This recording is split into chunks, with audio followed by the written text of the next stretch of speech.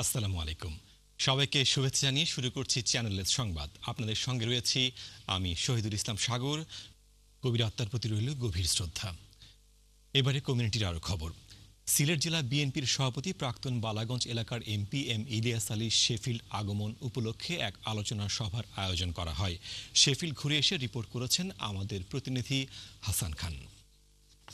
গোপন চুক্তির মাধ্যমে বাংলাদেশের উপর দিয়ে ট্রানজিট প্রদান করে বাংলাদেশকে ভারতের করতরাজ্যে পরিণত, দ্রব্যমূল্যের ঊর্ধ্বগতি, সংবিধান থেকে আল্লাহর উপর আস্থা বিশ্বাস তুলে দেয়া সহ দেশের আইন শৃঙ্খলার অবনতির উপর চরম সমালোচনা করে গত শুক্রবার শেফিল্ডের একটি রেস্টুরেন্টে বিশ্বনাথ বালাগঞ্জের প্রাক্তন এমপি এম ইলিয়াস আলী বক্তব্য প্রদান করেন।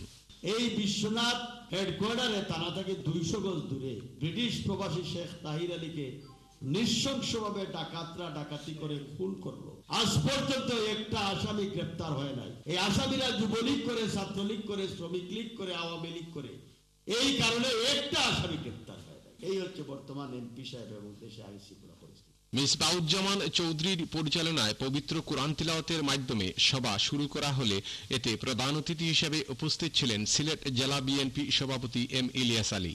স্থানীয় এবং বিভিন্ন শহর থেকে আগত বক্তাগণ আগামী নির্বাচনের জন্য একটি ইলিয়াস আলী ক্যাম্পেইন গ্রুপ গঠনের প্রস্তাব করেন। ব্র্যাডফোর্ড ও লিডসে কোনো মিটিং না করার কারণ কি, বিএনপির আভ্যন্তরীণ কুন্দল?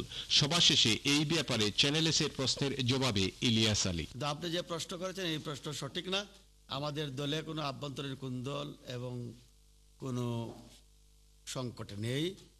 একটা বড় দল, সেখানে নেতৃত্বের প্রতিযোগিতা থাকতেই পারে, থাকাটা খুবই স্বাভাবিক।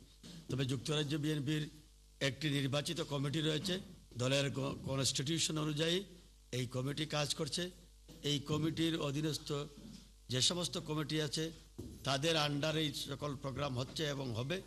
আমি ইনশাল্লাহ আগামীতে ব্র্যাডফোর্ড করব। Hasan Khan, channel S news, Sheffield.